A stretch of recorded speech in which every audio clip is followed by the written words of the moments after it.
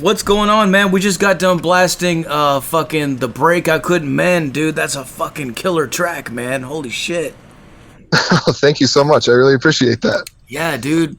Man, dude, this shit is right up my fucking alley, man. I love it, man. There's like so many different things going on, so many different sounds, so many different influences. I think, like, to me, like, you got the deathcore fucking heaviness in there, but you've also got the melodic fucking stuff that you might hear from like an Alice in Chains or fucking Slipknot or something like that, man. You nailed it. Dude, yeah, that's what I'm talking about, man. This is what the world needs right now, man. I appreciate that. I mean, those two bands, Alice in Chains and Slipknot, they're our biggest influence. So yeah, you hit the nail on the head with that one. Yeah, man. Fucking really, really great. Really, really good vocals, man, and just the whole thing, man. It all sounds great, man. So Thank you. You're welcome, man. So tell us what's going on in you guys' world, man. The album releases in about 3 weeks exactly. Just announced our album release shows in Washington State today. And then, we got some select dates on a tour with Fox Lake and Keonashi and Freak coming up as well in October, shortly after the album releases. And then, just gearing up to release this thing. Hell yeah, dude. So give us a brief history rundown of like how you guys got started, how long you've been doing this and everything. Well, the band kind of started on accident. I was like 14 or so when the band started, and my drummer was my neighbor, like the original drummer, and we were just jamming, and we invited a handful of other like local musicians over that were in other local bands, and just for fun, with like no intention of starting a band really, and we wrote a song in a day in Spirit Lake, Idaho, in a shed, and we hit up our buddy Dawson from this band called The Ongoing Concept, and he was like one of the only dudes you could record a song with in the area, and just recorded a track for fun, released it just on YouTube, and at least in the local area, it kind of just took off, and we like, oh shit, well, I guess we're gonna start playing some shows. We should write a set list or whatever, and then just kind of hit the ground running.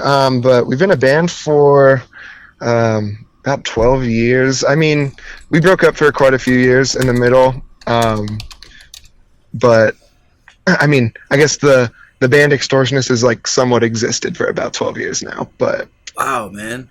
That's a really cool, dude. That's a cool fucking story, man. I love hearing stories like that where it just sort of starts off as like just an off the whim kind of thing, just like, fuck it, man, let's just do this, and then it just turns into something, Yeah, no, I mean, it was very unexpected at the time, but here I am still. I guess. I think that's how some of the best stuff happens too. Like without too much thought or without too much just, you know what I mean? Like it's not like trying to do, like, I don't know. When people set out to like do something specifically this, but like you just fucking just wing it and just let it happen, man. Just see what happens. Yeah. I mean, I don't know. I think if you approach anything with like, I mean, I think it's good to have like low expectations, Mm-hmm. And I feel like when you do have low expectations, that's kind of when the cool shit starts happening, you know what I mean? Yeah. And I mean, but ever since then, it's been kind of my entire life and the main thing I focus on. So it's, I don't know, just happened one day, and yeah, now here I am over a decade later, and it's a full-time job. Absolutely, dude. You know what? Low expectations. I was just doing an interview with our local TV station here a couple weeks ago, and they were asking me for any advice that I could give musicians out there or people trying to get into the business and whatnot.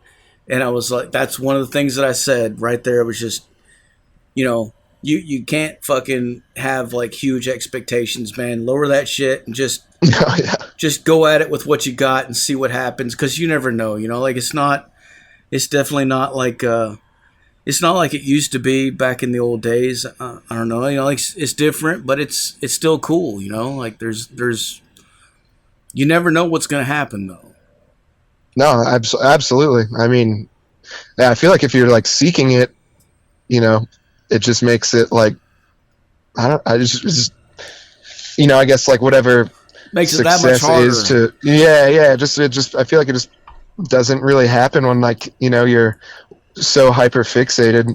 Also, I think, you know, one of the most important lessons I learned is like, remember why you started playing music in the first place, or getting into whatever it is that you're into doing. And also, like, stop and smell the roses, you know? Like, there's a lot of bands and young bands out there that are just so fixated on all the wrong things. And, you know, they seem to be always, like, unsatisfied with where they're at and whatnot. And, you know, I've been there too, but, you know, just growing up, it's just like, just enjoy what you're doing, you know? Like, I feel like the moment you like kind of go back to your roots and are just like, you remember why you started doing the stuff in the first place, it's like, you know, and you stop giving a shit about all this stuff that doesn't matter. Yeah. I feel like just things start to work out more in your favor, whatever that looks like. Totally, man. So Unique Later Records, man. How did that happen, dude? It was kind of funny, actually. So I used to, back in 2022, I was a fill-in bass player for a band called Oceano, and I toured with them for the year. And the last tour was, it was a European tour with Despised Icon, Decapitated, Oceano, Distant, and Hell Viscera. yeah. And, you know, I was hanging out with, you know, a lot of the, you know, the people on the tour and whatnot, obviously. And, you know, we went almost a whole month of hanging out. And Jamie, the label CEO, was in Viscera. But I had no idea that he was the CEO of Unique Leader. It was funny. And, like, we'd been, like, showing each other our band's demos and whatnot, just, like, you know, typical, like, band guy hanging out shit. Yeah. And, yeah. And I noticed he was on the phone a lot, and I was like, hey man, like, what do you do? And he was like, oh, I run this record label. And I was like, oh, no shit, I had no idea this whole time. Whatever. And I showed him, you know, some of the Extortionist demos or whatever, and then yeah, we just kind of became friends naturally before any, like, you know, business stuff. And after that tour, you know, we just continued talking, and then, you know, decided to start working together. And it was, I don't know, it was a very cool, organic thing. It was, I mean, Jamie's awesome, and yeah, but it was really cool. I just like how organic it was, and it wasn't like you know, like we became friends first, and then, like, decided to, you know, collaborate. yeah. Serendipitous, man. Yeah, dude.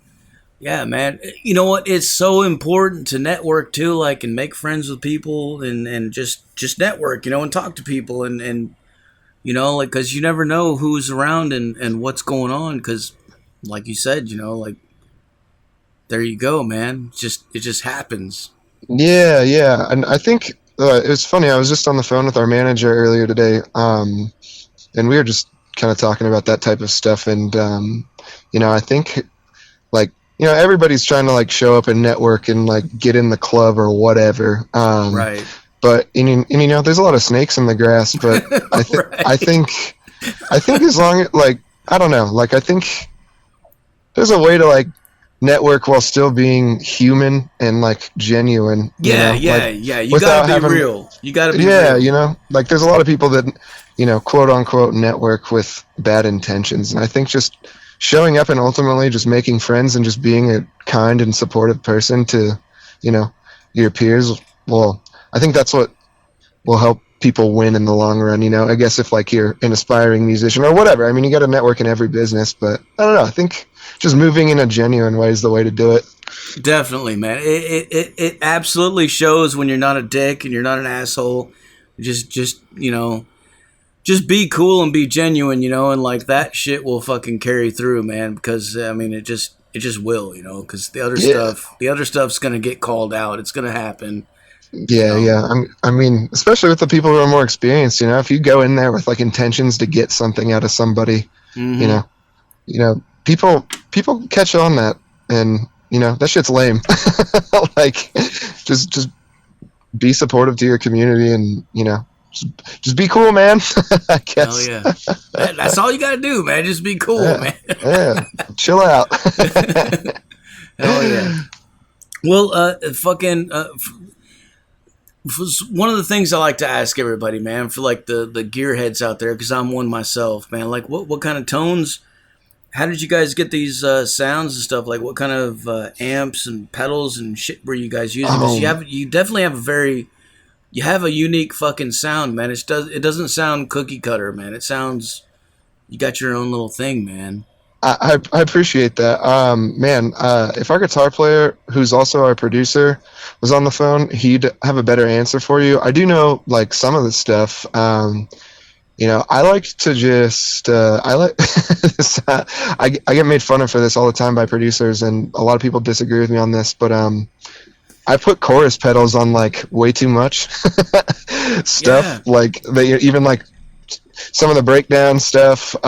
We use like HM2 pedals with a chorus pedal with a swollen pickle. Just like a lot of, and a bunch of other pedals. Like we get really experimental with the pedals and making tones and layer them in certain ways. And but in terms of amps, I don't exactly remember what we chose for the new material, but yeah, that's about all I can say for a guitar tone wise, well, the chorus pedal right there, dude, like that's enough right there, man. Like that definitely clicks a fucking thing, man, because I was listening to it and I was wondering about it, and that makes sense now that I think about it. Like when you put it in there and you don't put it in there so much, you mix it in just right, where it's not overbearing, where it's just enough, It really does a cool thing. Yeah, I don't know. I think it just like makes it sound like we like to mix like 90s grunge music with like the beat down heavy stuff or whatever, and that's just kind of like our goal is to be like the world's heaviest grunge band. But so I don't know, I just like it to sound like fucked up, to be honest. I think it just gives it a weird, uncomfortable eeriness to it that just kind of makes it that much more intense. Yeah, like the amp is almost on the brink of fucking blowing up. Like it's just it's just taking all it can take, man. Yeah. Well, speaking of all that, man, what kind of influences? What kind of stuff did you listen to when you were growing up that got you into music, and then what kind of stuff do you cite as influences for this? Well, the answer's the same for both. My biggest influences are Alice in Chains and Slipknot, Soundgarden, Stone Temple Pilots, Korn, pretty much anything from the 90s or early 2000s, and even some stuff from the 80s. Like I love Ozzy Osbourne and Motorhead and all sorts of shit like that. But I'd say, like, I guess now, like, but for current influence, I'd say Alice in Chains and Slipknot but mixed just kind of with the beatdown core, whatever you want to call us. I'd say that's pretty much it. Hell yeah. Well, you said the magic word there, Ozzy, man. So I got to ask you, dude, like, what the fuck, man? Like, man. So, I mean, rest in peace. Did you watch the last show that they did? I did. I watched the whole 8 hours of it. Me too, man. That shit made me tear up. Not gonna lie. Yes. I know, man. When he got to when he got to Mama, I'm Coming Home, I was like, what the, Um, come on, man. yeah, You're killing this. I think that's one of the coolest. Like, I mean, as sad as it is, like that It was was such a beautiful. legendary, like, event and show performance. Like, Yeah. I think that's one of the coolest things that has happened in music, at least during my lifetime. Yeah. Yeah. Absolutely. It is, man. Like for all of us metalheads that are alive today, man, that grew up to that kind of stuff, man, that is like, that's like it right there, man. Because, you know, like, Ozzy and Sabbath, man, like they started this whole fucking thing. Like, you know, I tell people all the time, Absolutely. like, I wouldn't even be here doing this job, being a radio guy or having PR or fucking doing any of this stuff. Like, none of it would be possible without that, man. Like, it wouldn't, you know, like it just, No, yeah, no. I mean, it's true. None of us would be doing any of this shit. You know, at least oh, those of us who are involved in this. You know, just I think just metal music and alternative as a whole. You know, but it's we're all we're all ripping off Sabbath in some way. yeah, yeah. Rob Zombie once said in an interview, like every fucking song, every riff that you hear, it's all just Tony Iommi's riffs, man. Just fucking either backwards, upside down, sideways, slowed down, faster. You know, like that's what it is. Like he but yeah, I mean, you know, not saying that people can't come up with their own shit, you know, and like, you know, it's definitely Oh, that's the beautiful thing about it. Like it's like they just, but like they set a template. They set the template for everybody to just kind of take it and just go as far as you can, and man, and it's just, it's amazing, you know, and like they've always been such huge supporters of everything that has come after them too, you know, like, you know, especially Ozzy, man, like, you know, with the Ozfest thing that they did yeah, yeah, in the 90s and the 2000s, man, it was just, they were always taking out new bands and bringing new bands out there and pushing new music to people and just always trying to push the underdogs and give them a new outlet, man. It's amazing, yeah. man. No, it's incredible, really. Like you know, at least in metal music. I mean, nobody. I don't know. Nobody's made, you know, that big of an impact. Like, hats off to Ozzy and Sabbath, and you know, And they're the greatest. you know, I talked to so many different bands and so many different genres and subgenres and stuff, and like it doesn't matter like how extreme or crazy or anything it gets, you know, because it's always pushing the bar, you know. Every year, every generation has its new thing, but like it always goes back to that original thing, you know. It always you Yep. can always drive all the way back to that original stem of it. Oh yeah, absolutely. No, I agree 100%. Well, so tell us about this record, man. So we played the break I couldn't mend. I've also got Cycle of Sin that I'm gonna play after the interview. Nice. Um, yeah, man. Like, what kind of themes and stuff are you guys talking about on this record? What's it about? Well, if I'm being 100% honest, it's probably the most. I mean, Extortionist has always been a very, I guess you can say, emotionally driven band lyrically. This one's definitely probably the most honest record we've put out. You know, it's you know, the title "Stare into the Seething Wounds." Basically, it's just like, you know, look at all your bullshit. You know what I mean? Or else it's gonna, you know, consume you, really. You know, and the last few years have been, you know, pretty intense in the home life and whatnot, and you know, a lot of things, Yeah. a lot of pain that was buried, you know, came to the surface, and you know, just had a lot of wake up calls, and you know, it just kind of touches on just whole lot of trauma, a lot of abuse in different ways. It's extremely vulnerable, and yeah, I mean, that's basically like the general theme of it. You know, it's just you know, look at yourself, like, you know, face your shit. and here, this is like the result of leaving, your wounds untended, I guess. Dude, that's cool, man. Like that's definitely, you know what? When Nikki hit me up and she asked me, big shout out to her, by the way, for hooking us up with the interview. Yeah, thank you, Nikki. Fucking love Nikki, man. But yeah, when she sent me over the stuff and she was like, check this band out, what do you think? And I was like, I watched the video and I was listening to it and I was like, fuck, man, like I can feel this, like I can feel what you're saying, man, like in the music and the sound of it, the lyrics, everything, man. It feels like you guys mean what you fucking say, like you're not just dialing it in, like you really mean what you fucking say. And I like that, man. I've huge respect for that. No, thank you so much. No, that means a lot. Yeah, I don't know. I just as a creative person in general, I don't know. Like, I don't want to make something or anything that I don't connect with in some way, or like, I don't know. I just think that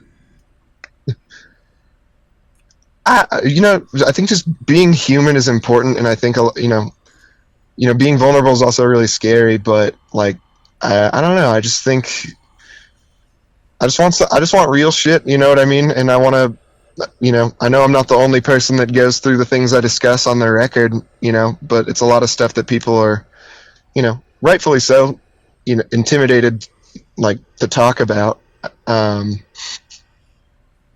So I don't know. I just I don't know. I just want to make art that people connect with. That's really the ultimate goal here, and connect with people through music. Really, I'm not in it for, to get a big head or, for fame or money or whatever. It's just I just want to create shit that people can relate to, and if I just have a hard time writing stuff that's not, I guess, coming from a real place. Yeah, man. Well, speaking of being vulnerable and being human and everything, man, what's your take on like what's going on right now in the fucking world, man? Like as far as where we're at right now, man. I mean, I usually don't dive into things like religion or politics respectfully, but I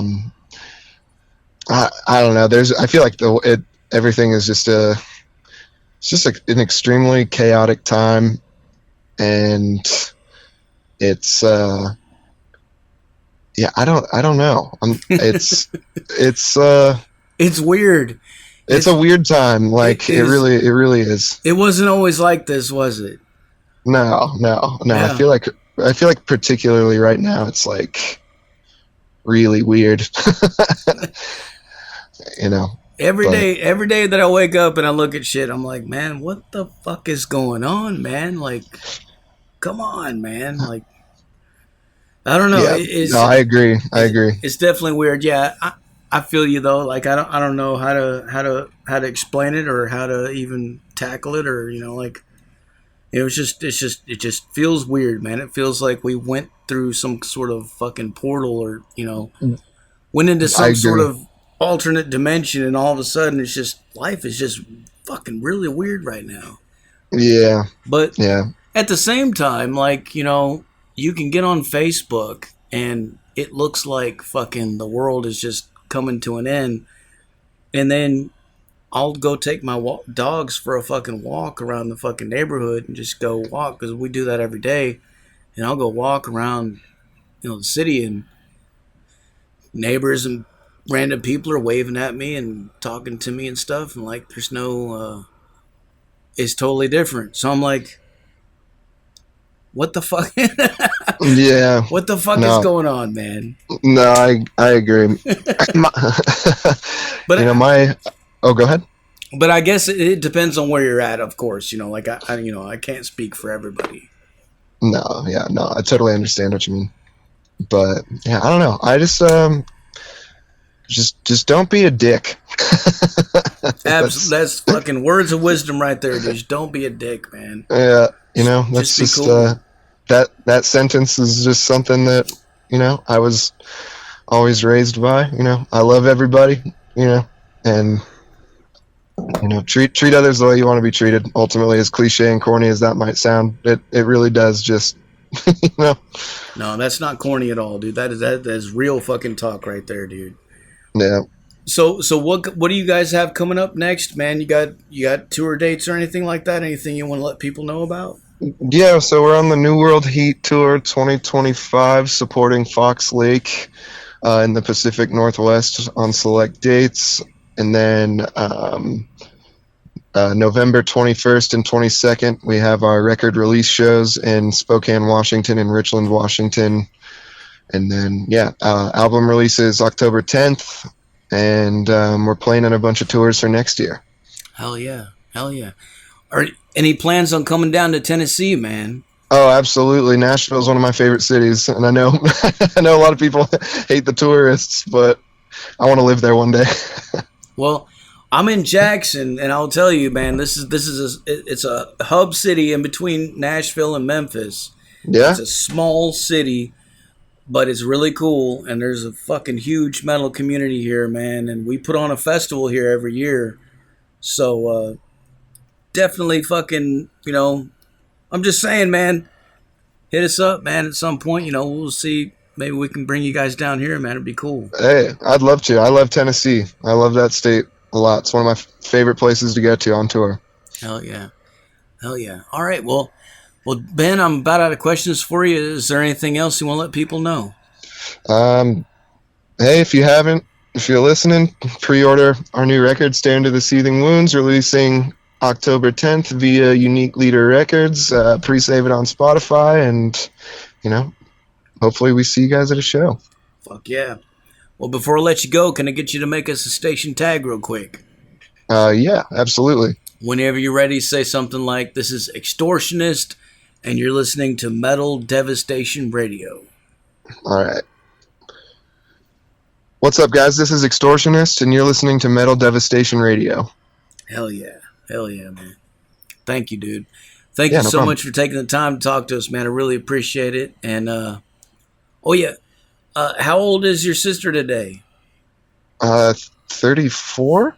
Hell yeah. Well, happy birthday. What's her name? Shelby. Happy birthday, Shelby. She's going to be stoked. Hell yeah. Thank you so much. Thank you, Ben, for taking the time to talk to us, dude. I really appreciate it, man. And what I'm going to do now is I'm going to blast some more Extortionists for these motherfuckers so they go crazy, all right?